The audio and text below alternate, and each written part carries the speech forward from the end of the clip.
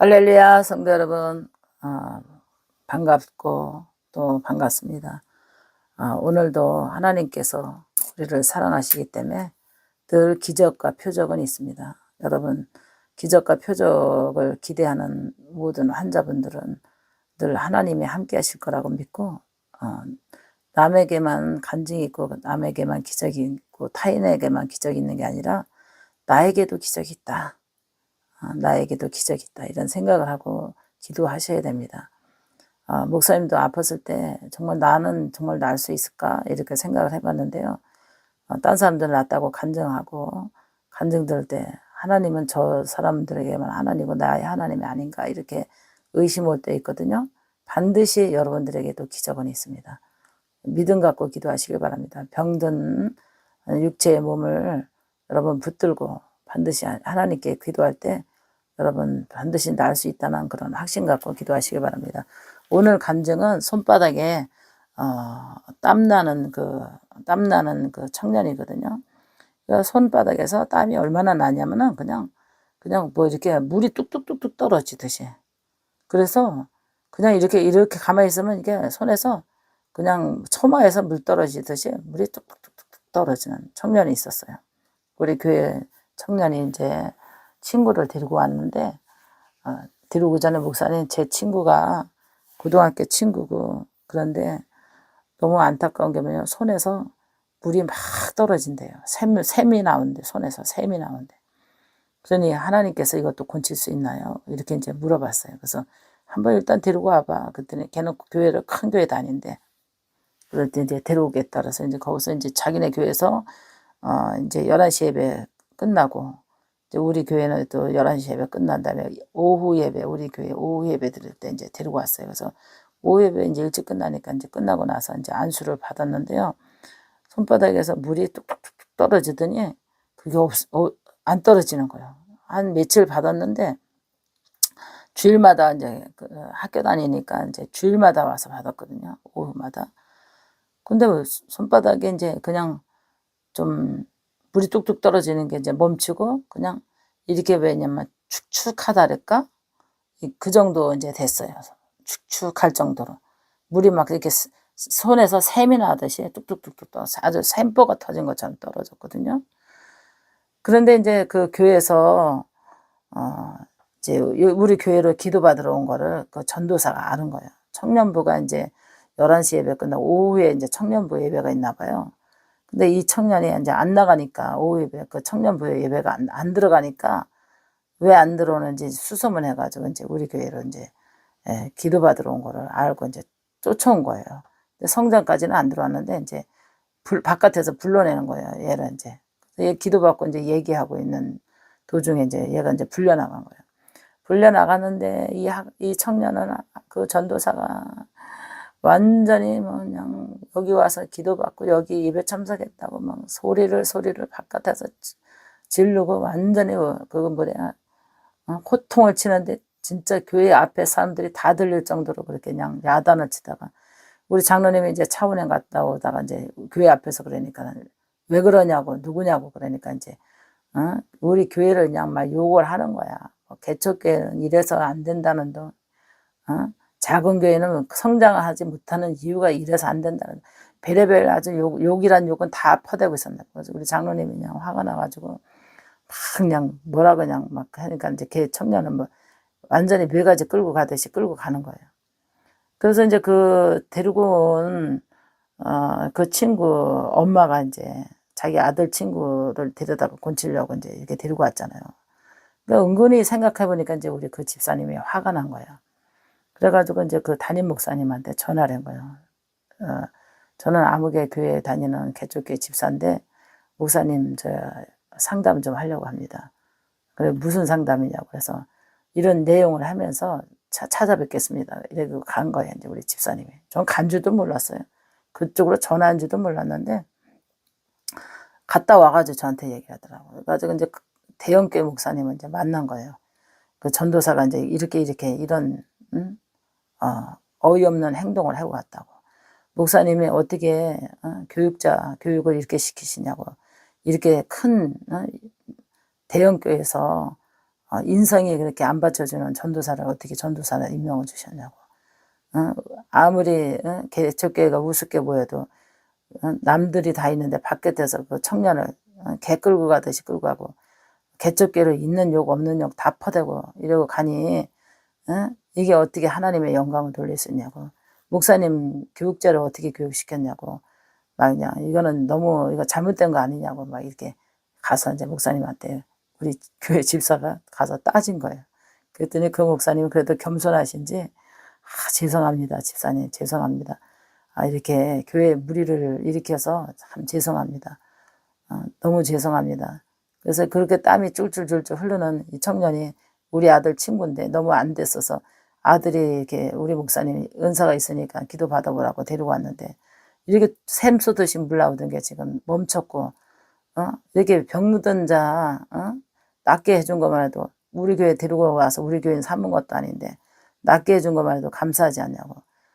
어떻게 그렇게 전도사가 이렇게 몰상식하게 그 청년을 개끌듯이 가면서 그렇게 있는 욕은 없는 욕 교회에다가 이렇게 퍼대고 가면서 다 사람들이 듣게 이렇게 하냐고 막 이렇게 이제 뭐라고 했나 봐요. 그랬더니 목사님이 아주 그냥 겸손하게 그냥 아주 그냥 정중하게 사과를 하셨다고 그러더라고요.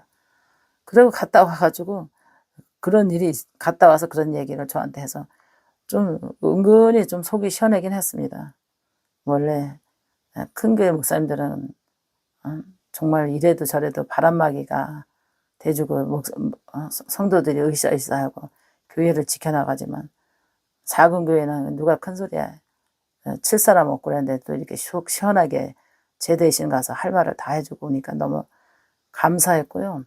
하나님이 그렇게 용기를 줬나 내 대신은 그렇게 가서 할 말을 다 하게 용기를 줬나 이렇게 생각을 해봅니다. 그때마다 하나님께서 정말 낙의 입을 열듯이 집사의 입을 열어서 속 시원하게 가서 할 말 다 하고 온 거에 대해서 좀 마음이 좀 뭐랄까 속이 시원했어요. 당연히 하나님이 그 입을 썼다고 생각을 해봅니다. 억울하잖아요. 병든 자 건쳐주고 수고했는데 그냥 이렇게 그냥 무시당하고 작은 교회라고 무시당하고 지하교회라고 무시당하고 와서 온갖 수잡을 다 떨고 욕을 퍼대고 갔으니 얼마나 저는 욕도 퍼댄 것도 몰라요. 바깥에서 욕을 했으니까. 그 소리를 다 장로님이 들은 거예요. 차원양 갔다 오다가. 근데 우리가 정말 하나님께서 이 간증을 통해서 정말 이런 일 저런 일 다 있지만 목사님 사역에는 별의별 일이 다 있습니다. 이렇게 손바닥에 샘이 나듯이 물 나오는 청년 가운데서도 이런 좀 은혜롭지 못한 전도사 얘기도 나왔지만 우리가 정말 하나님 앞에는 정말 겸손해져야 되고 어떠한 상황 속에서도 흥분하지 않고 정말 매너 있고 경호 있는 그런 사역자들이 됐으면 참 좋겠습니다. 그래서 우리 하나님께서는 제일 중요한 게 머릿수가 중요한 게 아니라 정말 따뜻한 사랑, 온유하고 겸손한 마음, 정말 남을 배려할 수 있는 상처를 싸매줄 수 있는 그런 목회가 중요하다고 봅니다. 여러분 오늘 간증의 은혜 받으셨는지요? 우리 산마른 무지개를 위해서 여러분 기도 많이 해주시길 바랍니다. 기도 많이 해주시고 병든 자들이 많이 작전 기도를 통해서 또 찬송을 통해서 또 기도를 통해서 안수를 통해서 빨리빨리 회복되고 가정의 평강과 희락과 또 여러분들의 또 문이 열렸으면 좋겠습니다. 축복의 문이 열리고 하나님께서 여러분들에게 성령의 기운을 부어주셔서 영적인 기력을 회복했으면 좋겠습니다. 여러분 승리하시길 바랍니다. 할렐루야. 할렐루야. 성도 여러분 반갑습니다. 여러분 오늘도 하루를 바쁘게 보내셨죠. 명절 앞두고 얼마나 지금 물가도 비싸고 여러분들 근심이 많을 거라고 봅니다. 또 손님도 오고 자녀들도 오고 하는데 얼마나 힘들겠어요. 경제가 어렵고 정말 물가가 장난이 아니더라고요. 저도 아까 시장 나가봤는데 물가가 너무 장난이 아니고 정말 힘들겠구나 우리 서민들. 기도 많이 해야 되겠다는 이런 생각을 해봤습니다. 여러분 그럴수록 더 힘내시고 하나님께서 오늘이 있기에 또 내일의 희망을 가질 수 있습니다. 오늘 여러분 많은 그 경제난의 위기 속에서도 하루하루 버티면서 살아가기 위해서 정말 최선을 다해서 몸부림치면서 맡겨진 일에 사명 감당하며 또 현장에서 일하면서 또 가정과 자녀를 위해서 기도하고 여러분 신앙 지키면서 살아가는 거 볼 때마다 목사님 마음이 아픕니다. 오늘 간증 내용은 갑질하는 목사에 대해서 제목을 붙여봤습니다. 우리 구독자 중에서 좀 전에 상담 들어왔었는데요. 내가 간증 보낼게. 그랬더니 속 시원하게 내가 마음을 아주 풀어줄게. 내가 이러면서 간증 내보냈더니 목사님 그렇게 하라고. 간증 내용이 뭐냐면은 직장을 다니잖아요. 요즘 다 어려우니까 직장 다니는데 어디로 직장을 다니냐면 요양보호사 시설에 요양원에 가서 이제 시설장으로 이제 직장을 다녔나 봐요. 그러니까 요양원의 그 원장이 목사님이래요.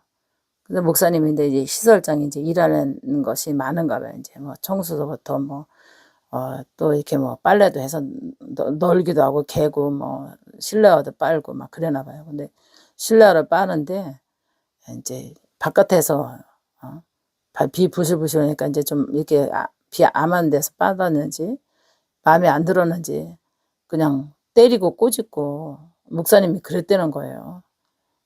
때리고 꼬집고 그랬다는 거예요. 처음에는 뭔 소린가 했는데 세상에 어떻게 그럴 수가 있냐고 내가 그랬더니 자기의 승질 난다고 화딱지 난다고 하면서 때리고 꼬집고 한 사람이 요양원 원장님인데 목사님이라는 거예요. 그것도 여자 목사님. 너무 기가 막힌 사연이 아니겠어요 이거. 이거는 마귀에게 쓰임받는 목사지 하나님 앞에 쓰임받는 목사라고 볼 수 없어요. 직원을 때리고 꼬집는다는 거 자기 마음에 안 든다고 갑질이잖아요. 생계 하루하루 먹고 살기 위해서 그래도 1년을 채워야지 실업급여가 나오니까 얼마나 참고 견디기 힘들었을까 생각을 해보니까 마음이 너무 아픈 거예요. 때리고 꼬집는 원장 밑에서 목사 밑에서 예배 참석해야 되고 그 설교를 들어야 되고 거기 가서 일을 해야 되고 나오면 당장 생기 어려우니까 실업급여 타기 위해서 그냥 1년을 채우고 나왔다고 그러더라고요. 지금 이제 새로운 직장 잡으려고 하는데 너무너무 이제 마음이 아팠대요. 그래서 스트레스 받아가지고 키로가 많이 살이 많이 빠졌다고 그러더라고요. 얼마나 이렇게 갑질하는 사회복지 시설을 해가지고 갑질하는 목사가 있다는 것을 알고 저도 또 충격을 받은 거예요. 이런 상담 속에서 또 충격을 받은 거예요.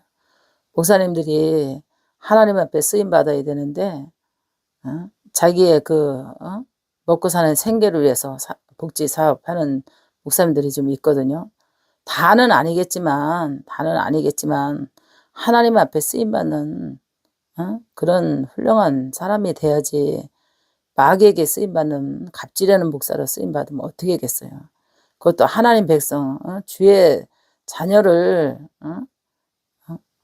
주의 자녀잖아요. 집사님은 하루에 3시간씩 기도하는 집사님이더라고요. 새벽기도 한 번도 안 빠지고 일을 하면서도 3시간씩 기도한다 그러더라고요. 이 기도 안 하는 목사니까 갑질하고 때리고 꼬집지 어떻게 성도를 때리고 꼬집고 직원을 그럴 수가 있어요. 또 하나님 믿는 백성을 그래서 목사님 이 간증을 통해서 아주 마음을 시원하게 해줄게. 내가 그랬더니 제발 좀 마음 시원하게 해달라고 그러더라고요. 이렇게 사람들이 변질돼 가고 있습니다. 기도를 안 하니까 목사님도 기도를 안 하니까 마귀가 들어가서 혈기를 못 참으니까 이렇게 집사를 때리고 꼬집고 욕하고 폭력을 쓰는 거예요. 이게 자기가 상사라는 그 위치에 있다고 해서 약자를 보고 네가 여기 아니면 쫓겨나면 어디 가겠냐 이런 약자의 그런 먹고 사는 생계에 달렸던 거 그 약점을 잡아가지고 이렇게 폭력을 쓰고 욕을 하고 때린다는 것이 너무나 정말 듣기만 해도 불결하고 듣기만 해도 정말 소름 끼치고 자존심 상하고 얼마나 그 상처를 주고 사람을 괴롭게 했던 것에 얼마나 하나님 앞에 보응을 받고 심판을 받았겠어요. 이거 하나님 나라 가서 뭐라고 하겠어요. 이거 비디오에 다 찍혀가지고요. 하나님 앞에 심판해 가면 그동안에 한 것이요, 행적이 다 비디오에 찍혀가지고 낱낱이 그냥 저울에 올랐으면 자기 행적이 다 드러나는 거예요. 그러니까는 우리 인간은 이렇게 마귀가 들어가면은 자기 자제가 안 되고 욕이 나오고 폭력이 나오고 갑질이 나오고 자기의 신분이 무엇인지 모르는 거예요.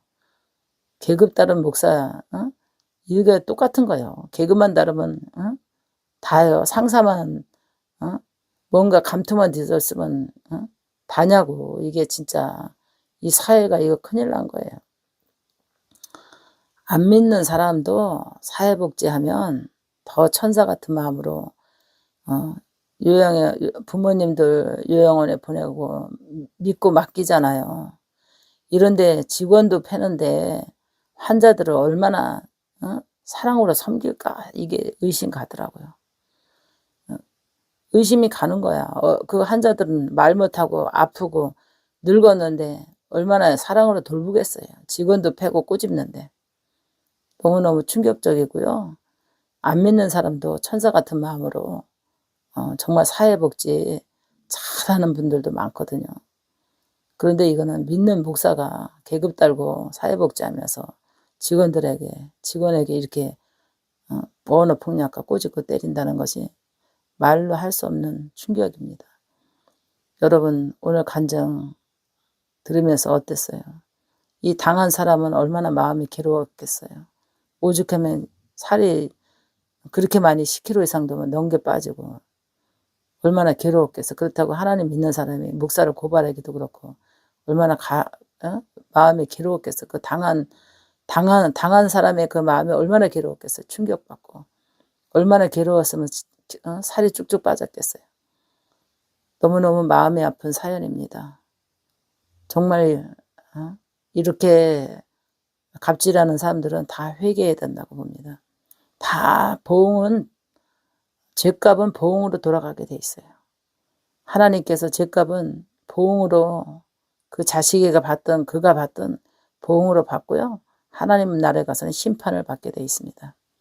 반드시 심판을 받게 돼요. 하나님이 반드시 물을 겁니다. 회개한다고 해서 금방 용서받는 것이 아닙니다. 회개해도 보응은 꼭 받습니다. 질병으로, 죽음으로, 모든 것이 물질로 다 보응을 받게 돼 있어요. 이렇게 마음이 삐딱하고 이렇게 정말 사랑이 없고 겸손하지 못하고 사람을 개취급하는 이런 목사님들은 갑질하는 목사님들은 정말 회개해야 된다고 봅니다. 하나님께서 얼마나 그래도 한 가정의 아내이고 엄마이고 누구의 딸인데 어떻게 이렇게 때리고 꼬집을 수가 있겠어요. 세상에 때리고 꼬집는다는 사람이 상사로서 갑질에 이런 목사가 그런다니까 너무 충격받았습니다. 여러분 이 세상 살기 너무 힘들잖아요. 먹고 사는 게 뭔지 그래도 참아야 되는 그 수모, 견뎌야 되는 그 아픔, 그래도 인내하고 1년을 참고 또 새로운 직장 잡기까지 견뎌야 되는 그 마음 얼마나 고통스럽겠어요. 정말 이 사회가 변화가 됐으면 좋겠습니다.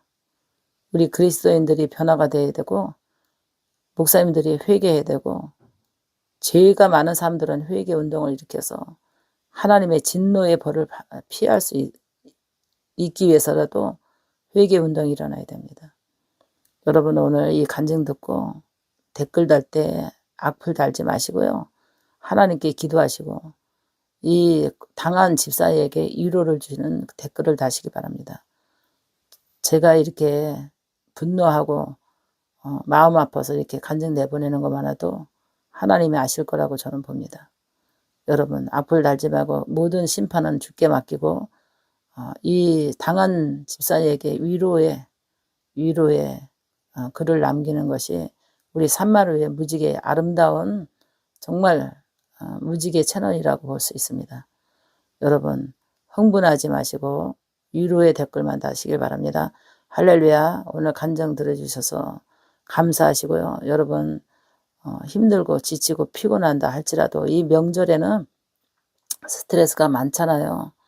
생각할 거 많고 돈 써야 될 거 많고 여러분 따지고 그러지 마시길 바랍니다. 그러다 보니까 제일 명절에 힘든 것이 뭐냐면 가족 관계 유지 제일 어려운 거거든요. 여러분 관계 유지 잘 하시길 바랍니다. 시댁 관계 유지, 처갓집 관계 유지, 또 형제 관계 유지, 부부간의 관계 유지 잘 오늘을 잘 버티고 명절을 잘 버티면 성공하는 거예요. 그러나 이 명절에 마귀들이 혈기를 많이 내게 합니다.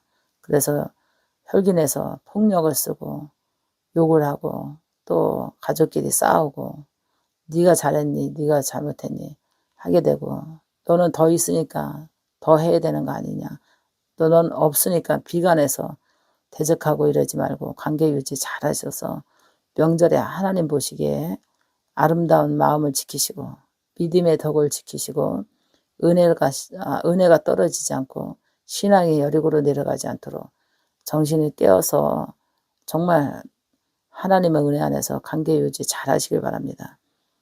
순식간에 혈기는 모든 가정을 무너뜨리고 인생을 무너뜨리고 또 가정을 깹니다. 그래서 제일 이혼이 많았을 때 설 명절, 추석 명절이라 그러잖아요.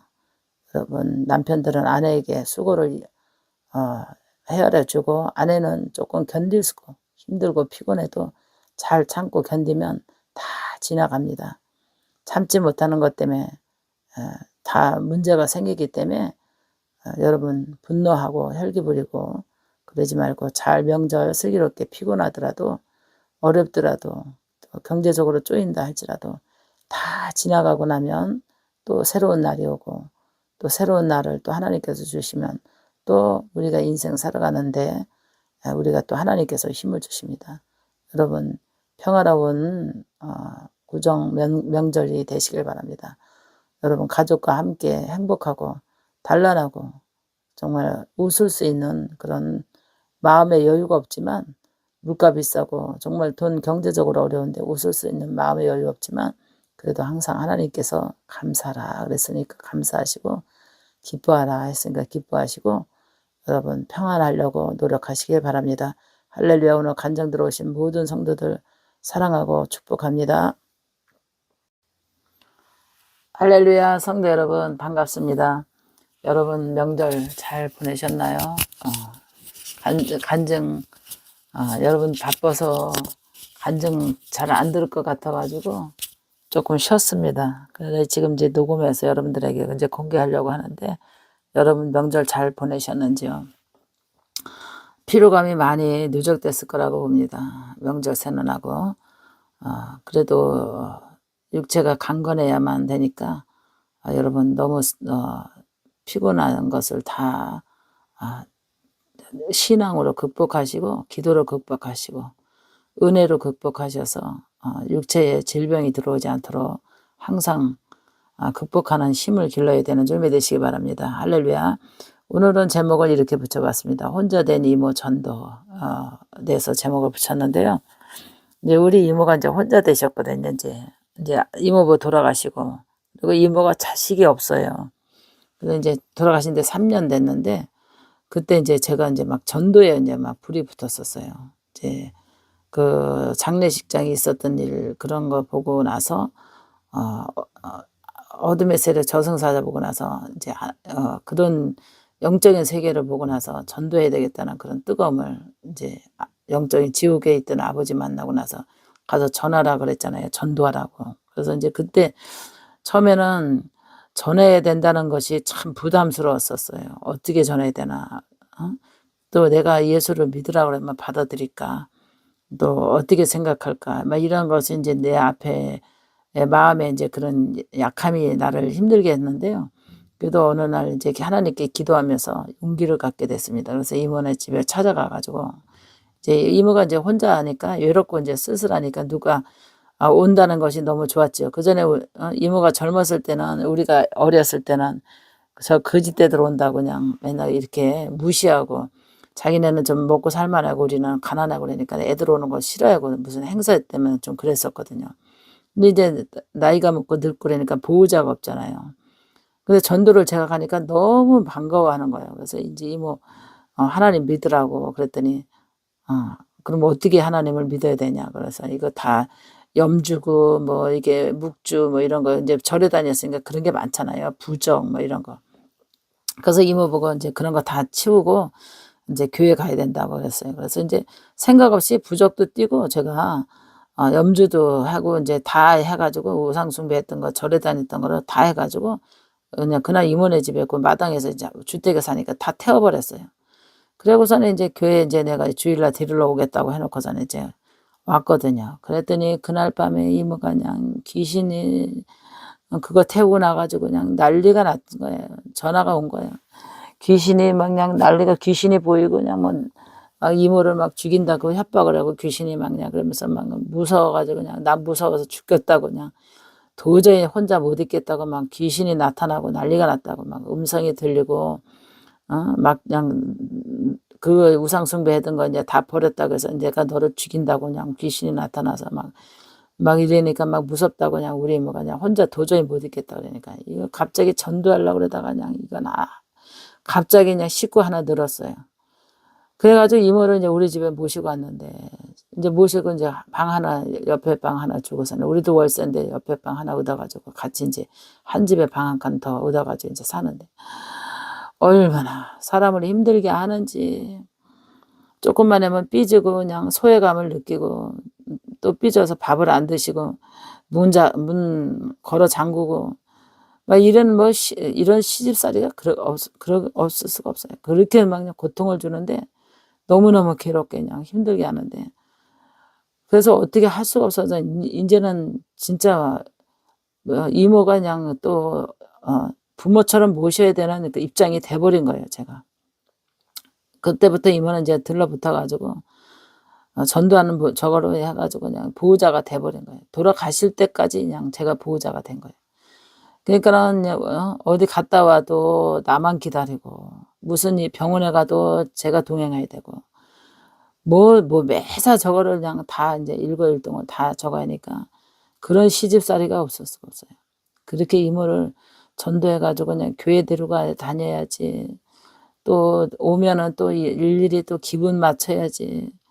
또 밥은 먹었는지 건강은 어떤지 상태는 어떤지 그냥 말로 할 수 없는 그런 힘든 과정을 겪었습니다. 그러는데 이모가 이제 점점 이제 나이가 먹어가면서 갑자기 나 좀 이상하다고 몸살기도 있고 또 소변도 거품도 나오고 몸이 좀 이상하다고 자꾸 그래요. 뭐 기침 나는 거는 없는데 그래가지고 몸살기도 있고 그래서 이제 병원에 모시고 갔더니 폐암 말기인 거예요. 폐암 말기. 그래가지고 병원에서 이제 폐암 말기니까 못 고친다고 그래가지고 병원에 입원했는데요. 하나님께 기도하고 그랬더니 하나님께서 그래도 중환자실에 안 가고 입원실에 있다가서는 한 20일 만에 돌아가셨는데요. 참 그래서 7년을 제가 이모를 모시고 살았습니다. 이모를 자식 없는 이모를 모시고 사는데 영적인 공격이 장난이 아니었어요. 이모를 공격하는 그 우상숭배하는 그 사탄이가 한 집에 사니까 얼마나 그냥 힘들게 하는지 밤마다 그냥 아주 그냥 영적으로 시달리고 낮에도 시달리고 밤에도 시달리고 7년간은 그렇게 시달리는데요.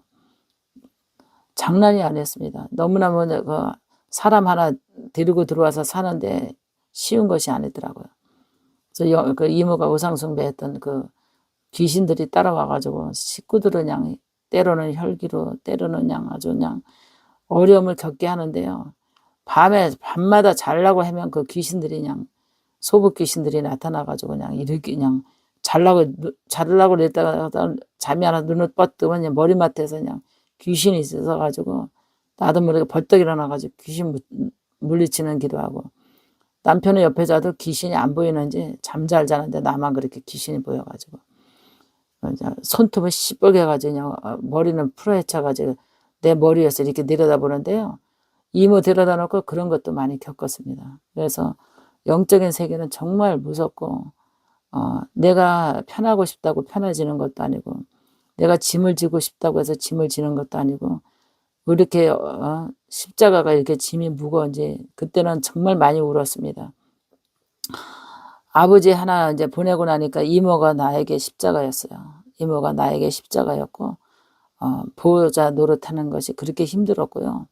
정말 하나님께서 믿음 안에서 사랑이라고 하지만은 정말 사람 하나 공경하는 게 그렇게 힘들더라고요. 그래서 이제 돌아가셔서 제가 장례 지내가지고 장례식 다 해서 유언이 하장해 달라 그래서 하장해서 예가집에 이제 외할머니 있는 쪽에다 묻어드렸는데요.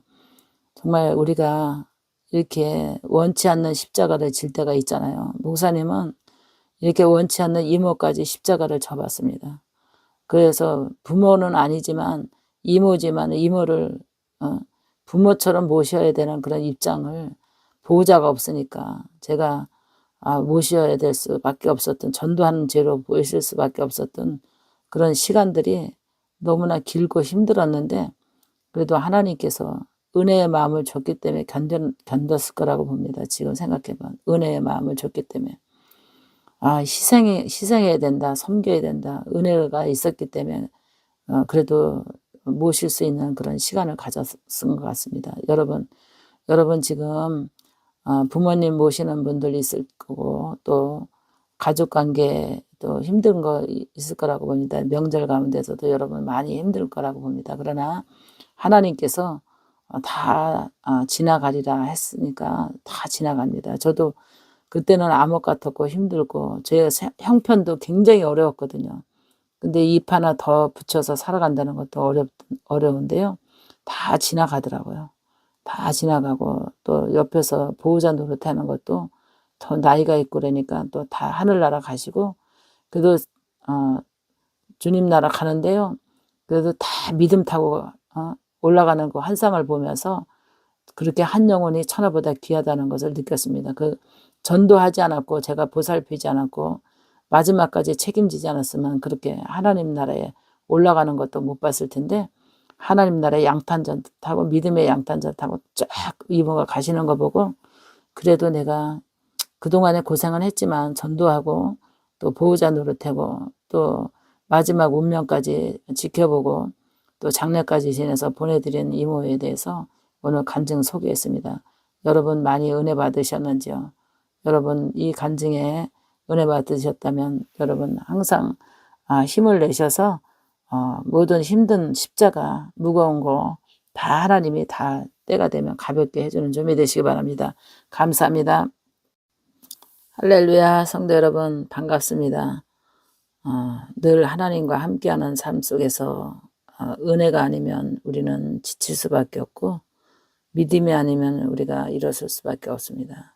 여러분 믿음으로 일어서시고 은혜로 우리의 마음을 지친 마음을 회복하는 그런 시간 가지시길 바랍니다. 할렐루야. 오늘은 병원 신방 전도에 대해서 간증을 하고자 합니다. 제가 이제 소개를 받아가지고 병원 신방을 가게 됐는데 우리 교회는 성도가 아니라 누구 소개를 해서 이제 아프다고 해서 꼭 한번 목사님 신방 받고 싶다고 그래서 제가 이제 신방을 가게 됐습니다. 그래서 이제 얼굴도 모르고 이름도 모르고 누구 지인을 통해서 저를 한번 만나 뵙고 싶어 해가지고 갔는데 가서 이제 병원에 찾아갔더니 옆구리에 뭐가 이게 물주머니 같이 이게 살이 이렇게 뿔룩 나와가지고 그냥 뭐랄까 축구공만 같이 이렇게 쭉 이렇게 뭐가 이렇게 물이 차가지고 이렇게 옆구리 나왔어요. 그렇다고 이제 뭐 창자가 이렇게 뭐 저거 한 건 아닌데 뭐가 이렇게 물이 차가지고 이렇게 희한하게 이렇게 공만하게 이렇게 나왔더라고요. 그런 이제 병원에서 원인을 모르는 거예요. 이유를 모르는 거예요. 암도 아니고 이거는 신기하다는 거예요. 그래서 갔더니 진짜 이 옆구리에 이렇게 공같이 이렇게 물이 차면서 이렇게 피부가 이렇게 늘어져 가지고 이렇게 있더라고요. 또 한자는 또 그런 한자는 처음 봤거든요. 그래서 기도를 해달라 그러는데 제가 딱 기도를 하는데 이게 영화로 환상이 보이잖아요. 시골집 있지요. 시골집. 시골집에서 안개가 막 올라오는 그런 밤에 새벽에 안개가 밤이 아니라 새벽에 컴컴한 새벽에 안개가 막 올라오는 시골집이 보이는 거예요. 그래서 신기해가지고 내가 그걸 물어봤어요. 이런 꿈을 꾼 적 있냐? 안개가 올라오고 새벽 이런 깜깜한 새벽 시간에 이런 꿈을 꾼 적이 있냐고 그랬더니 왜 그런 게 보이냐고 물어봐요. 그래서 지금도 이게 녹음하면서 소름 끼치는데 전 남편 집이 같이 살던 집이 그 집이에요. 시골집. 시골집인데 이렇게 그 집이 내가 어떻게 생겼다고 하니까 그거요. 제 전 남편하고 살던 집입니다. 근데 그 전 남편이 거기서 이제 자살해 죽은 거예요. 그리고 지금 옆에 있는 남자는 이제 재혼한 남편이더라고요. 근데 이상한 그런 꿈을 꾸지 않았느냐. 시골집 꿈을 꾸지 않았냐 했더니 맨날 그런 꿈을 꾼다는 거예요. 똑같은 꿈을. 전 남편하고 살던 그 집을 꿈을 꾸고 전 남편이 보이고 그런다는 거예요. 그게 원인이라고. 그 귀신이라고. 제가 딱 기도하는데 시골집 안개가 이게 이게 새벽 안개가 이렇게 막 뿌옇게 막 이게 보이는 한상이 보이더라고. 그랬더니 그거를 물어보니까 그 꿈을 맨날 꿨다는 거예요. 그리고 맨날 전 남편이 나타나고 그 집에서 시골집에서 전 남편이 자살해 죽은 거예요. 너무 신기하잖아요. 그래서 그 귀신이 들러붙어서 이게 옆구리에 이게 붙어 산다고. 그게 붙어 사는데 그 귀신이 남편을 죽게 했던 그 남편이 아니라 남편을 죽게 한 귀신이잖아요. 근데 이 여자가 이제 재혼을 해서 그 남편은 죽고 나와가지고 그 시골에서 나와가지고 이제 혼자 살다가 재혼을 했는데 그 꿈을 맨날 꾸다가 이 귀신이 이제 옆구리에 이제 붙어가지고 이게 뭐랄까 물주머니 같이 이렇게 축구공만하게 이렇게 뿔로 이렇게 나와가지고 쳐져 있던 거예요. 너무 신기한 한자를 봤습니다. 그게 원인이 병원에서는 원인을 모르는 거예요. 이유가 없는 거예요. 어디서 뭐가 잘못됐는지 모르겠다는 거예요. 의사들도 아무리 저거 해도 모르겠다는 거예요.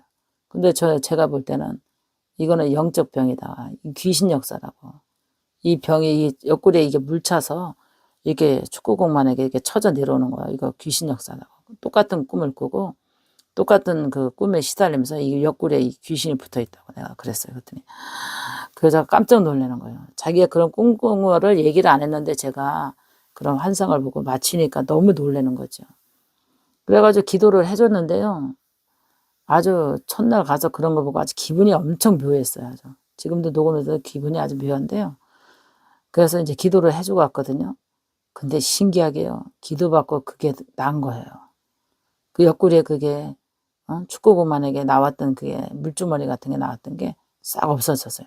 언제 그랬더니 귀신이 떠나가니까 언제 그랬는지 태어난 줄 믿으시기 바랍니다. 태어나가지고 찾아왔더라고요.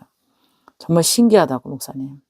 정말 그런 꿈도 꾼 것도 나만 아는 건데 재혼한 남편한테 얘기한 것도 아니고 나만 아는 건데 목사님 와가지고 그거를 알아맞히는 게 너무 신기했고요. 또 의사도 모른다고 하는 것도 귀신이 붙었다고 그러면서 목사님 거기 기도해 주는데 그 길로 그냥 그 물주머니가 다 어디로 갔는지도 물도 어디로 갔는지도 모르고 나왔던 그 축구공하는 그 혹이 어디로 갔는지도 모르고 없어졌다는 거예요. 그러니까 이게 귀신 장난이에요. 귀신 장난. 여러분 오늘 병원 신방전도에 은혜 받으셨는지요. 정말 신기하고 놀라운 사명 가운데서도 별의별 일 다 봤습니다. 목사님이. 신기하고 놀랍잖아요. 여러분 간증 들을 때마다 신기한 거 많이 내보내지만 너무너무 신기하고 놀랍지 않아요? 여러분 그래서 영적인 시대입니다. 이 시대는 영적인 시대이기 때문에 변명이 없는 거는 귀신의 장난이라는 걸 알고 여러분 능력 받아야 되고 영권 받아야 되고 영분별해서 여러분들이 건강해야 되는 준비 되시기 바랍니다. 할렐루야. 오늘 간증 들어오신 모든 분들에게 감사드리며 여러분 힘을 내서 기도 많이 하는 신앙을 가지시길 바랍니다. 감사합니다. 할렐루야 성도 여러분 반갑습니다. 여러분 날마다 하루하루 찬양하고 기도하고 또 말씀 보고 또 믿음 지키고 문제를 해결하기 위해서 오늘이나 내일이나 해결될까 이런 마음으로 기도하시리라고 봅니다. 오늘 이만큼 기도했으니까 혹시 병이 낫는 건 아닌가? 오늘 이만큼 기도했으니까 또 내 소원이 이루어지는 건 아닌가? 오늘 또 이만큼 기도했으니까 또 모든 문제가 풀리진 않을까? 이런 기대감 속에서 여러분 숙제하고 있는 걸 훤히 보입니다. 여러분들이 인내하면서 기도하는 그 모습이 안쓰럽고 정말 때로는 힘써서 기도하는 그 애씀에 정말 마음이 찡합니다.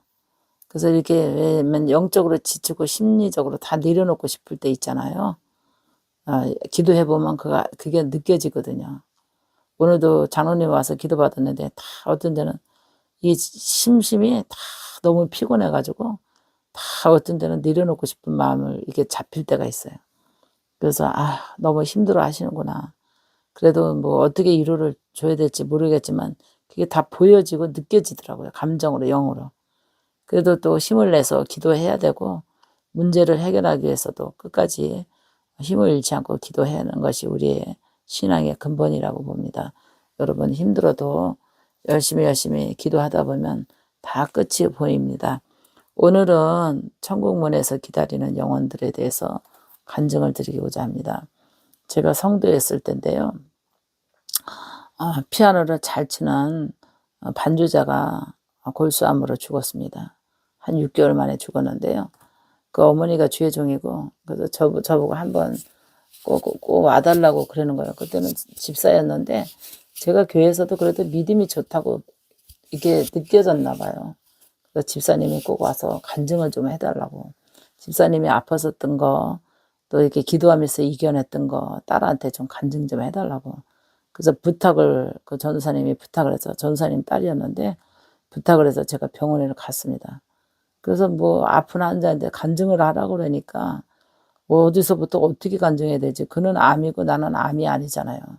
그래도 그거 환자가 용기를 갖고 희망을 잃지 않게끔 간증을 해라는 거예요. 그래서 뭐 느낀 대로 그냥 하나님이 함께한 대로 또 치료한 대로 이제 잠깐 짧은 시간이지만 간증을 하라고 하니까 순종하는 마음으로 했습니다. 근데도 또 그 아가씨는 반주자였는데 21살인가 그때 죽었거든요. 근데 죽었어요.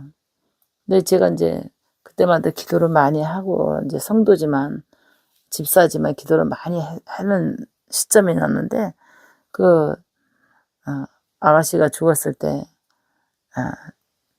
이제 이 모든 것이 이제 이게 장례식을 지나는데요. 지나기 전에 이제 그 전에는 그렇게 집에서 그렇게 시신을 갖다 놓고 집에서 장례 저기서 안 하고 집에서 그렇게 했어요.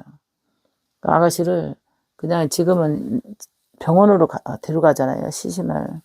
근데 그냥 집에서 그냥 예배드리고 그냥 환자 죽고 나니까 퇴원해 가지고 집에도 방에 놓고 다 여전대가 돌아가면서 그렇게 정성껏 찬양 불러주고 또 남전대가 들어가서 부르고 여전대도 구역이 들어가서 부르고 목사님이 그렇게 하라고 하니까 우리는 그게 다 그런 줄 알았어요. 그리고 또 이렇게 장례 예배 그렇게 잘 드리고 또 장례식도 다 교회에서 행사를 치르고 해서 교회를 떠나서 이렇게 해서 이제 장례식 이제 장으로 가는데요. 그때 제가 영안이 열렸었습니다. 영안이 열렸는데 보는데 그때 죽은 영혼들이 하얀 드레스를 입고 그 천국문 앞에서 문이 열리기를 기다리는 거를 쭉 환상으로 보여주는데요. 그 아가씨가 하얀 옷을 입고 거기 섰더라고요. 그러면서 순간에 내 영이 느껴지는 게 어머 너무 좋겠다. 저 사람들은 천국 가니까 너무 좋겠다. 이런 게 누가 시켜서가 아니라 내 마음에서 그거를 그 문 앞에서 기다리는 하얀 드레스를 입은 하얀 옷을 입고 그렇게 천사같이 빛나는 얼굴들로 그러고 쭉 기다리고 있는데 그걸 보는 순간 제가 정말 좋겠다 천국 가니까 너무 좋겠다. 막 이런 생각으로 막 마음에 막 은혜를 받았습니다. 그렇다고 그걸 누구한테 표현하기도 그렇고, 나만 느끼고 나만 열리는 연계였어요. 여러분, 정말, 천국 가는 사람은 흰 옷을 입고 가더라고요. 그때 제가 느끼고 본 거는 반드시 오늘을, 이 날을 위해서 하나님이 보여준 거 아닌가 싶습니다. 그때는 누구한테 말을 못 하겠더라고요. 내가 그런 거 봤다면 이상한 또라이로 볼까봐 말을 못하고 지금까지 그냥 신기하고 놀라운 거를 여태까지 그 본 거를 세월을 이렇게 와서 유튜브에다가 이렇게 내보냅니다. 반드시 천국 갈 때는 흰 옷을 입고, 흰 옷은 우리 성도들의 행실이라고 합니다. 성경에 그렇게 기록되어 있더라고요. 흰 옷은 우리 성도들의 행실이 우리의 흰 옷이라고 했거든요. 여러분들 흰 옷 입고 천국 가려면 행실이 바라야 되는 좀이 되시기 바랍니다. 행실이 온전하고 믿음의 행실, 정말 거짓되지 않고 정말 죄가 없는 그런 아름다운 행실을 하나님께서 우리에게 입혀준다면 그것이 천국에 들어가서는 흰옷인 좀이 되시기 바랍니다. 감사합니다. 오늘 간증 들어오신 모든 분들에게 은혜가 임하셨는지요. 여러분들 날마다 은혜로 승리하시길 바랍니다. 할렐루야. 성도 여러분 반갑습니다. 여러분 항상 행복하고 또 기쁠 때 무엇을 생각할까요? 제일 먼저 우리가 생일 때 또 결혼기념일 때 우리가 또 많이 꽃을 사용하잖아요. 그래서 꽃을 보면 굉장히 기쁘고 행복하거든요.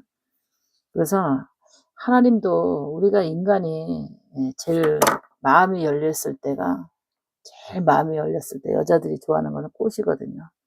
하나님도 우리 인간의 감동과 똑같다고 저는 봅니다. 그래서 꽃꽂이를 하나님께 드리잖아요. 제단에 꽃꽂이를 많이 올리잖아요. 근데 남자 목사님들은 그런 거에 꽃에 대해서 남자분들은 좀 감각이 둔해서 여자하고 좀 감수성이 좀 틀리거든요. 근데 하나님은 감정에 풍부하신 분이라고 저는 봅니다. 하나님도 우리 인간의 마음에 이게 보았을 때 좋았더라 이러면은 하나님도 좋았을 거라고 저는 봐요. 사람이 보기에 좋으면 하나님도 좋았을 거라고 저는 봅니다. 그래서 꽃을 하나님 앞에 드리잖아요. 꽃꽂이로. 그래서 이렇게 꽃꽂이를 새로 해놓으면은 교회에 딱 가서 꽃꽂이 보면 굉장히 행복하거든요. 마음이 편안해지고 꽃이 예쁜 거 보면은 마음이 확 열리게 되거든요. 그래서 강단의 꽃꽂이가 굉장히 중요해요. 근데 지금은 꽃꽂이 하는 것도 굉장히 큰 교회는 재정이 넉넉하니까 꽃꽂이 서로 하려고 하기 때문에 꽃꽂이가 밀린다고 하는데 개척교회나 작은 교회는 꽃꽂이 한번 하려면 진짜 큰 마음 먹어야 되거든요. 그래서 저도 이제 신천지 이동하기 전에는 성도들 이동하기 전에는 꽃꽂이 계속 매주 했거든요. 꽃꽂이 매주 하고 성도들에게 꽃꽂이 작정도 시키고 그랬거든요. 그래서 제가 직접 꽃꽂이를 꽂기도 했어요. 근데 꽃을 배운 것은 없는데 꽃을 꼽았을 때 기도하면서 꼽았을 때 굉장히 행복했어요. 하나님 앞에 이제 그 재단에 꽃을 올렸을 때 굉장히 행복했거든요. 그래서 지금 제가 이제 지금도 누가 해 놓으면은 재단에 화분을 해 놓든가 꽃꽂이 하든가 하면은 그냥 굉장히 이제 새로 바꿔 놓는 그날 굉장히 아주 보기에 행복하고 흐뭇하고 기분이 굉장히 좋아요. 누가 하지 않으면 오늘 가서 이제 하원에 갔다 왔거든요. 하원에 갔는데 굉장히 화분도 난도 되게 비싸더라고요. 50%가 올랐더라고, 50%가. 옛날에는 정말 웬만하면 그냥 30,000원, 50,000원만 줘도 괜찮았거든요. 근데 지금은 난 하나에도 되게 비싸고, 꽃꽂이 한 번 하려도 옛날에는 그냥 정말 그렇게 100,000원 안짝만 해도 그냥 어느 정도 해서 했는데, 지금은 그 정도 가지고는 어림도 없고, 작은 거에 꽃꽂이 한다 해도 보통 지금은 보통 100,000원 넘어야만 꽃꽂이 한 번 할 수 있거든요. 근데 하나님께서 이 꽃꽂이 헌물이 굉장히 축복이에요. 그래서 저번에도 저 부흥회 갔을 때도 건축을 했거든요. 그 기도원이 새로 건축해서 부흥회를 제가 오래 다녔으니까 하나님 요번에 건축한 새로운 성전이고 꽃꽂이가 안 돼 있으면 제가 꽃꽂이를 하겠습니다. 헌물을 하나님께 올리겠습니다. 그리고 갔어요. 가기 출발하기 전에. 갔더니 꽃꽂이가 안 돼 있어요. 원래 5시까지 도착해서 저녁 식사하거든요. 그래서 바로 제가 하겠습니다 하고 갔잖아요. 바로 꽃꽂이 하는 데다가 전화를 해가지고 저녁에 7시 반까지는 좀 도착할 수 있게 해달라고 했더니 알겠다고 해가지고 바로 그 꽃꽂이 굽는 사람들이 와가지고 그냥 꽃을 바로 와서 이제 2분이 와가지고 꽃꽂이를 해서 줬거든요. 그래서 올라갔는데 제가 강사로 올라갔는데 꽃꽂이를 제가 심었어요. 그러니까 너무나 그냥 기분이 좋은 거예요. 새로 성전 건축했겠다. 우리 성전은 아니지만 아버지 집이니까 하나님의 성전이니까 누가 뭐 사역을 하든 그거 뭐 상관없이 하나님의 성전에 제가 새로운 성전에 꽃꽂이를 제가 심을 수 있는 게 너무 행복했어요. 그래서 지금 또 교회에서도 누가 하지 않거나 하면은 제가 하루도 제가 사기도 하고 절개 누가 하지 않으면 제가 하기도 하고 그럽니다. 그래서 우리 며느리한테도 꽃꽂이 많이 심어라. 또 딸한테도 꽃꽂이 많이 심어라.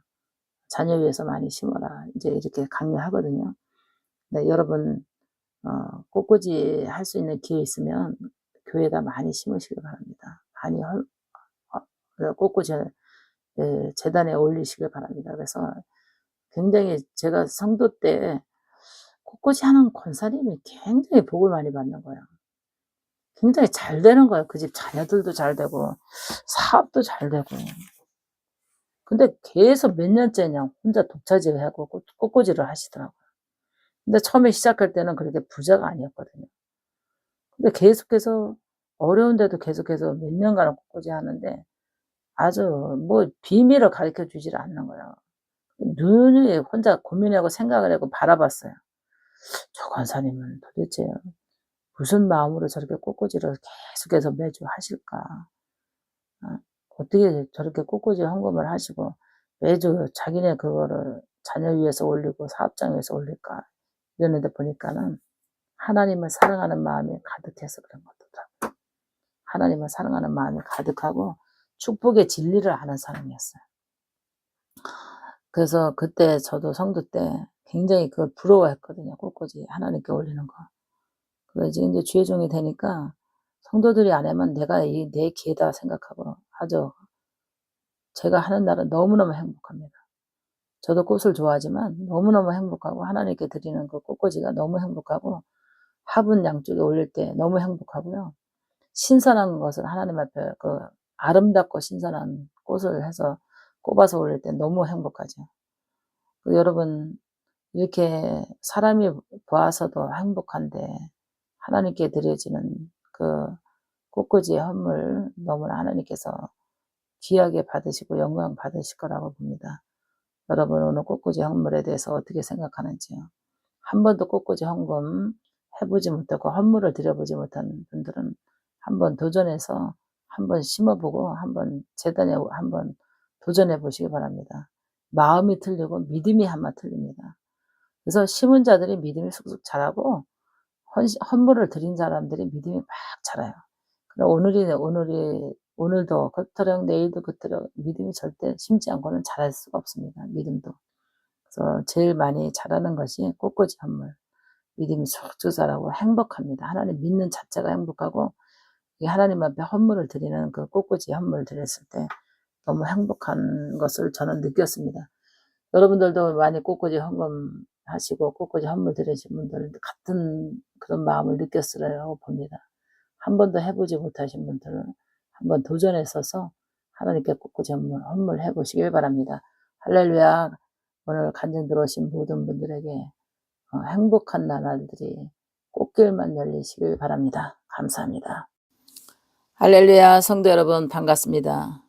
날마다 하루하루 세월 간다 하면서 12월이 갔는데 아마 2월이잖아요. 조금 있으면 3월 옵니다. 정말 3월 오다 보면 또 5월 오고 5월 오다 보면 또 7월 여름 한여름 오고 너무 정말 세월이 일수같이 빨라갑니다. 여러분 세월 앞에 이길 장사 없다 그랬잖아요. 시간은 젊음을 부수는 기수라고 그러더라고요. 그래서 우리가 시간이 흘러갈수록 내 젊음은 노인애로 변화가거든요. 여러분 하늘나라에 소망을 두시고 열심히 최선을 다해서 신앙생활 하시고 믿음의 세계가 무엇인가를 여러분 항상 말씀 속에서 발견하시길 바랍니다. 오늘은 어떤 제목을 생각해 볼까 했는데요. 헌금으로 심는 예물에 대해서 간증하고자 합니다. 여러분들 헌금 많이 하잖아요. 11조도 하고 감사헌금도 하고 구제헌금도 하고 선교헌금도 하고 또 생일헌금도 하고 자녀 헌금도 하고 또 구역 헌금도 하고 신방 헌금도 하고 헌금의 종류 진짜 많잖아요. 헌금으로 심은 예물은 여러분 개수하지 마시길 바랍니다. 헌금을 심은 걸 꼭 개수해서 여러분들에게 복이 되지 않습니다. 개수하면 안 됩니다. 헌금 심은 거. 그리고 또 어디다가 뭐 헌금 얼마 했네 또 이렇게 해서 헌금을 개수하고 그러면 절대 안 됩니다. 특히 여러분들의 소원 예물이나 가문의 저주, 회개예물 이런 거는 헌금한 거에 대해서 누구 목사님한테 얼마 헌금했는데 어디 부흥회 갔는데 어느 기도원 갔는데 또 교회에서 얼마 했네 이런 거 입으로 이렇게 나발 부는 거 보기 안 됩니다. 사탄이가 방해합니다. 그래서 하나님 그랬잖아요. 아브라함이 하나님께서 제물을 드리라 할 때 이삭을 드릴 때 사라와 자기 아내하고 타협하지 않았습니다. 하나님 앞에 드린 것은 누구 옆에 뭐 구역장이나 인도자나 야, 나 이거 헌금하려고 감동하는데 물어본다든가 또 이렇게 뭐 물어보고서는 아이 그런 게 그거 너무 자기 생각이야 하면서 옆에서 사탄이가 속삭입니다. 여러분 헌금에 대해서 예물 드리는 거에 대해서 규칙을 좀 알았으면 좋겠습니다. 목사님도 지금 목회자지만 이제 부흥회 가기 전에 하나님이 감동을 줍니다. 헌금에 대해서 감동이 와요. 그래서 막 100만 원 감동 오면 100만 원을 막 미리 준비해가지고 부흥 강사지만 헌금을 준비해가지고 갑니다. 설레이는 마음으로 감동이 올 때. 그래서 하나님이 왜 나한테 이런 감동을 주셨지? 그 감동을 하나님이 달아보시는 거예요. 그래서 막 이상하게 부흥회 가기 전에 한두 달 전부터 감동이 올 때가 있어요. 헌금에 대해서. 그러면 헌금을 제가 감동 하나님께서 주시는 뭔가 축복이라 생각하고 무엇을 내가 헌금 봉투에다 써서 내가 소원을 담아서 헌금을 하나님 앞에 보고를 하지 이런 막 설레임으로 헌금을 심습니다. 그래서 이제 제일 중요한 거는 우리가 건강이잖아요. 건강, 그 다음에 자녀의 기업, 또 경내 편안, 또 우리가 뭐 다 이 모양 저 모양 헌금에 대해서 심는데 그것도 하나님께서 감동 주시고 한 것에 대해서 기꺼이 하나님 앞에 예물 올려드리면 그렇게 행복할 수가 없더라고요. 그래서 시간이 지나서 이렇게 여러분들에게도 이 간증을 드린데요. 심은 목사님만이 또 헌금을 축사할 수 있는 기회를 주시더라고요. 목사님들은 헌금하는 거 별로 성도들보다 쫀쫀한 사람들 많아요. 목사님들이. 나는 목사니까 뭐 헌금 안 해도 돼. 성도들만 헌금하는 거야. 이렇게 오버하고 착각하는 목사님들도 있거든요. 절대로 목사님들도 헌금을 심지 않은 사람은 주일 일할 때 헌금에 대해서 축사할 기회가 많지 않더라고요. 그래도 저는 부흥회를 나가면 하나님께서 그래서 쓰시는지 심은 게 있어서 그런지 그래도 헌금 봉투 들어서 축사할 수 있는 기회를 하나님께서 주시는 거 보면 그래도 부흥회 가면은 그래도 다른 목사님들 헌금 안 나온다고 그래도 저는 들어서 축사할 수 있는 기회를 하나님께서 많이 허락해 주시는 것 같아요. 그러니까는 한 군데도 20년 넘게 부흥회를 다닐 수가 있는 거예요. 이것은 왜냐하면 하나님께 심은 게 있기 때문에 들어서 그때도 나가면 물질을 들어서 축사할 수 있는 기회를 주시는 것 같아요. 근데 어느 목사님들은 보면은 심은 게 없으니까 절대로 감동이 없어서 재단에 헌금 한두 장 올라올까 말까 그래야 돼. 부흥회 하다 보면. 그게 원인이 왜 그럴까? 어떤 목사님은 왜 그렇게 감동이 없고 어떤 목사님은 그렇게 감동이 없을까? 참 너무너무 신기하잖아요. 심은 자가 반드시 거두는 좀이 되시기 바랍니다.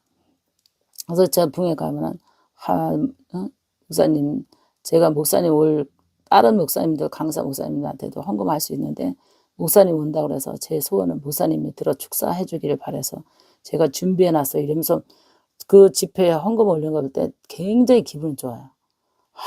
다른 목사님한테도 헌금할 수 있는데 목사님 오시는 날짜를 보고 기다렸다가 목사님 헌금 들어서 축사해 주길 바란다고 이렇게 성도들이 얘기할 때 굉장히 기분 좋거든요. 그거는 다 헌금을 심었기 때문에 헌금에 감동이 있어요. 어느 목사님들은 헌금이 안 나와서 굉장히 민구스럽고 사례비 받아가는 것도 그냥 억지로 그냥 껴 맞춰서 줘야 되니까 받는 사람도 불편하고 주는 사람도 주최 쪽에도 별로 그냥 나온 게 없으니까 줄 게 별로 없는 거예요. 이거를 보면은 반드시 헌금 심은 목사님하고 헌금 심지 않은 목사님하고 아마 부흥에 헌금 나오는 것도 차원이 틀린 점이 되시기 바랍니다. 성도만 헌금 심어야 되는 것만은 아니에요. 목사님들도 헌금 심는 자와 안 심는 자의 차이가 있다는 것을 여러분 아시기 바랍니다. 할렐루야. 오늘 간증에 은혜 받으셨는지요? 성도들도 그럴 거예요. 오늘 간증 들으면서 목사님들도 심어야 되는구나. 성도들만 심는 게 아니구나 하면서 성도들도 은혜 받을 거라고 전 봅니다. 반드시 성도나 목사나 똑같은 졸미 되시기 바랍니다. 심은 대로 거두는 거는 성도나 목사도 똑같은 졸미 되시기 바랍니다. 할렐루야. 감사합니다. 은혜 받으신 줄 믿고 여러분 많이 여러분 감동에 따라 헌금 많이 심으셔서 심은 대로 거두는 축복을 받으시기 바랍니다. 감사합니다. 할렐루야. 성도 여러분 반갑습니다.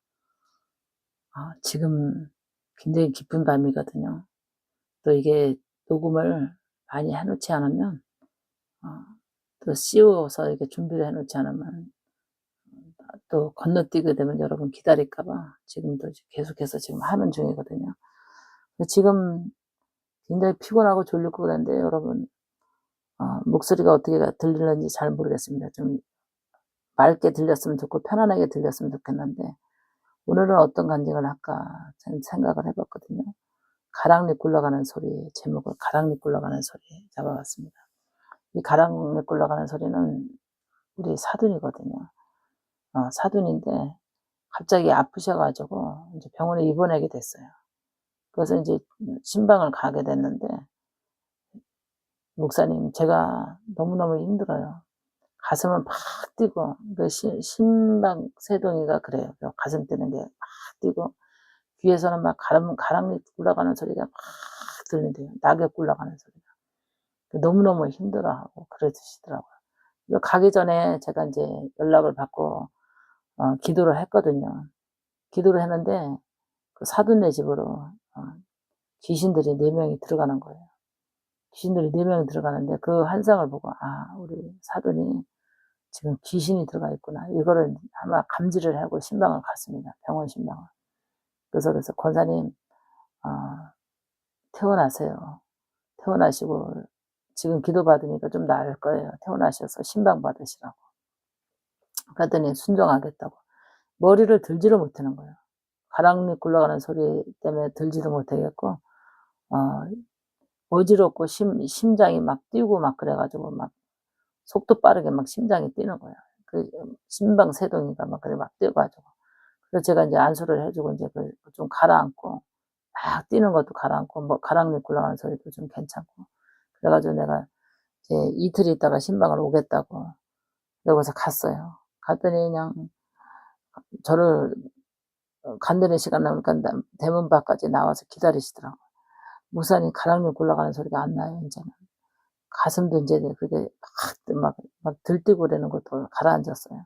그래서 신방 간다니까 그냥 손수 그냥 음식을 장만해가지고 사돈 목사님 온다고 그냥 차려놨더라고요. 뭐 생선도 졸이고 뭐 잡채도 하고 또 이게 뭐 국도 뭐 갈비탕을 또 끓이고 그러셨는지 그냥 이것저것 그냥 장을 받아가 준비를 해놓으셨더라고요. 그래서 신방 예배를 이제 드려서 이제 주고 이제 권사님은 이제 기도를 해주고 또 한 번 더 신방 오겠다고 그랬어요. 느낌에 이 귀신들이 다 집에서 안 나간 것 같아. 그래가지고 한 번 더 오겠다고. 그래서 이제 마지막 신방을 갔는데 아들하고 같이 이제 갔어요. 세상에 첫 번째는 반응이 없다가 마지막 때 이제 그 반응을 일으키는데요. 우리 아들한테 붙어가지고 와가지고 귀신이 그냥 밤새도록 그냥 머리가 흔들리고 아주 그냥 어지럽고 막 토할 것 같고 토하고 막 몸을 괴롭고 영을 괴롭게 해가지고 밤새도록 그냥 아들 붙들고 신방하고 나서 기도했습니다. 그래서 그냥 얼마나 기도해 줬는지 몰라요. 지는 지 나름대로 영적으로 이겨보려고 하는데 막 괴로워가지고 막 머리가 막 흔들리고 막 속이 울렁거리고 막 그랬다고 막 토하고 난리가 났다. 그래서 영적 싸움이라고 그래서 능력을 받아야 된다고 그래서 이렇게 영적 세계가 이렇게 병도 주고 기름도 주고 하는 거니까 항상 영권을 받아야 된다고 제가 하면서 물론 기도해서 승리했죠. 아들을 벗겨냈죠. 제가 능력이 아니었다면 그 못 벗어나면 굉장히 똑같은 그런 병으로 시달리거든요. 그래도 밤에 이제 계속해서 그냥 잠 안 자고 벗겨냈거든요. 그래서 우리 권사님은, 사돈 권사님은 이제 그러고 나서 10년 동안 아무 일 없었어요. 병원에서 이제 병원 신방 받아서 안수받고 집에 와서 이제 신방 2번 해서 기도받고 10년 동안 아무 일 없었어요. 뭐 그런 일이 뭐 가랑잎 굴러간다는 거나 뭐 이렇게 또 힘든 그런 신방박동 뭐 그런 것도 없었거든요. 그런데 이제 10년 넘어서 갑자기 또 이제 심장이 뛰고 음식을 못 드신다고 그러더라고요. 심방세동이 이제 또 재발한 거예요. 귀신이 또 들어간 것 같아요. 그래서 도저히 병원에 입원했는데 막 추적해서 막 검사만 드렸다 하기 시작한 거예요. 그러니까 안 되겠으니까는 이제 또 저를 부른 거예요. 그래서 갔더니 기도를 권사님 많이 편찮으시냐고 하면서 제가 들어갔더니 식사를 못 하시더라고. 일어나지 못하고 어지러워가지고 토할 것 같고 막. 기도를 딱 받는 순간 언제 어지럼증이 사라지고 토할 것 같은 게 가라앉으면서 아무것도 그냥 계속해서 일주일 내내 못 드셨던 거 그냥 우선 드시라고 믿고 드시라고 내가 기도해 줬습니다. 그 후로 지금까지 또 괜찮아요. 이런 거 보면 이게 영적 세계는 이렇게 무섭습니다. 영적 세계. 이렇게 이게 가랑잎 굴러가는 소리, 심방 박동을 또 세게 이렇게 띄우는 거, 이런 것도 다 영적인 마귀의 역사인 줄 믿으시기 바랍니다. 오늘 간증 들어오신 모든 분들, 몸에 이상이 있을 때 하나님 앞에 기도하고 물리치시길 바랍니다. 그래서 여러 가지 일들이 많이 일어나거든요. 우리 구독자들도. 그래서 여러분 힘을 내서 기도해 주시기 바랍니다. 지금 녹음이 잘 됐는지 모르겠어요. 지금 계속해서 연달아 이렇게 하다 보니까 침도 마르고 목도 아프고 지금 그러거든요. 여러분 은혜 받으셨으면 좋겠습니다. 할렐루야. 감사합니다. 할렐루야. 성도 여러분 반갑습니다. 날마다 이제 추위는 조금씩 꺾이고 오늘 굉장히 날이 포근했는데 금방 2월 치고는 정말 봄 날씨였습니다. 여러분 그래도 봄에도 좀 그래도 약간 찬기가 있고 하니까는 감기 조심하시길 바랍니다. 오늘 간증은 어떤 간증을 할까 이런 생각을 해봤는데요.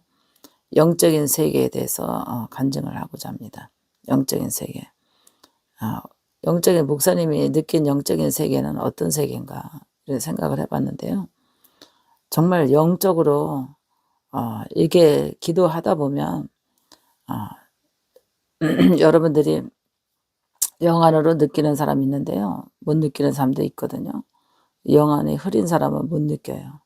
근데 영 안이 밝은 사람은 이게 눈을 감고 기도하다 보면요. 이게 영계가 열어지는 게 보여요. 근데 영계가 흐려지면은 이게 안 보이거든요. 깜깜하거든요. 그냥 눈 감으면 깜깜한 거만 보이는데 눈 감고 있어도 이렇게 이제 밝은 빛이 들어오면서 이렇게 쫙 이게 어둠이 이렇게 물러가고 이게 환해지면서 이게 영의 세계가 보입니다. 그래서 우리가 1차원에서 여러분들 기도하다가 헤매잖아요. 2차원까지 올라가고 3차원까지 영의 세계를 올라가야만 어둠 세력의 그 공중 세력의 싸움에서 우리가 영적으로 붙어서 싸울 때 이길 수 있습니다. 그러니까 얼마만큼 우리가 영적인 세계에 들어가기 위해서 우리는 전략 정신을 다 해야 됩니다.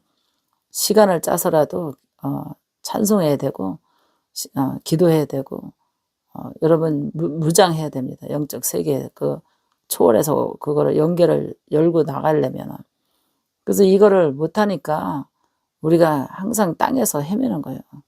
공격은 영의 세계는 강하지요. 육은 너무 피곤하지요. 육은 아프지요. 육의 현실은 너무 꽉 막혀 있죠. 근데 이게 공중 세력이 어둠의 세력이 다 이거를 우리의 기도를 잡아먹기 때문에 그래서 우리가 영적인 세계에서 알게 되면요. 우리가 초월할 수 있는 그 힘이 생기거든요. 근데 항상 우리가 영안이 어두워져 있기 때문에 영의 세계가 안 보이는 거예요. 여러분 영의 세계가 빨리 보여야 됩니다. 환상이 열려야 되고요. 어둠의 세력이 귀신도 보여서 집적해서 명령하고 기도할 때 사라지는 것을 느껴야 됩니다. 영의 세계가 안 보이니까 막 답답한 거예요. 그리고 이제 하나님의 천사들이 보이고 마귀도 보이고 성령의 역사, 불빛이 이게 성령의 불이 보여야 됩니다. 이래야지 마지막 세대 여러분 살아나갈 수 있습니다. 여러분 오늘 영적인 세계에 목사님이 간증 내보내는데 여러분 은혜 받으셨는지요? 항상 영적인 문이 열리시길 바랍니다. 할렐루야 감사합니다. 할렐루야 성도 여러분 반갑습니다.